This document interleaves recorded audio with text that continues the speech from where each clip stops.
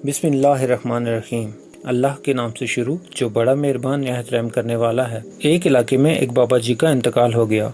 जनाजा तैयार हुआ और जब उठा के लोग इसे कब्रिस्तान ले जाने लगे तो एक आदमी आया और चारपाई का एक पाया पकड़ लिया और बोला, मरने वाले ने मेरे 15 लाख रुपए देने हैं, पहले मुझे ये पैसे अदा करो, फिर मैं इसका जनाजा और तदफीन करने दूंगा।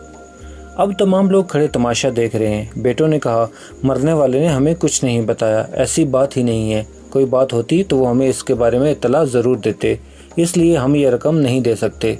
मरने वाले के भाइयों ने कहा कि जब बेटे कोई जिम्मेदारी लेने के लिए तैयार नहीं है तो हम ये कर्ज क्यों दें। अब सारे खड़े हैं और इसने चारपाई पकड़ी हुई है।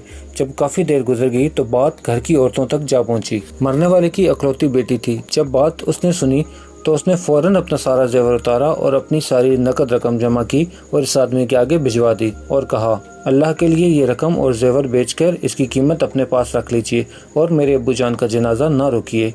मैं मरने से पहले आपका सारा कर्ज अदा कर दूंगी और बाकी रकम का भी जल्द हिसाब कर दूंगी। अब वो चारपाई पकड़ने वाला शख्स खड़ा हुआ और सारे मजमे को मुखातिब करके बोला, असल बात यह है कि मैंने मरने वाले से 15 लाख रुपए लेना नहीं बल्कि इसका देना था। इसके किसी वारिस को तो मैं जानता नहीं था, इसलिए मैंने ये खेल खेला। अब मुझे पता चल चुका है कि इसकी वारिस सिर्फ इसकी इकलौती एक बेटी है और इसका कोई बेटा या भाई इसके वारिस नहीं है।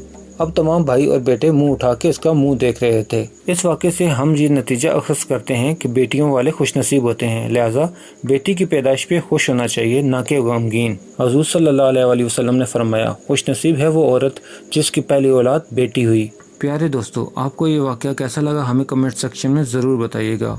मज़ीद इस तरह की वीडियोस देखने के लिए हमारे चैनल को सब्सक्राइब करना हरगिज़ मत भूलें। मिलते हैं एक नए वीडियो के साथ, तब तक अपना ख्याल रखिएगा। अल्लाह ताला आपको आसानियाँ दे और आसानियाँ बढ़ने की तौफीक भी। अल्लाह हाफिज़।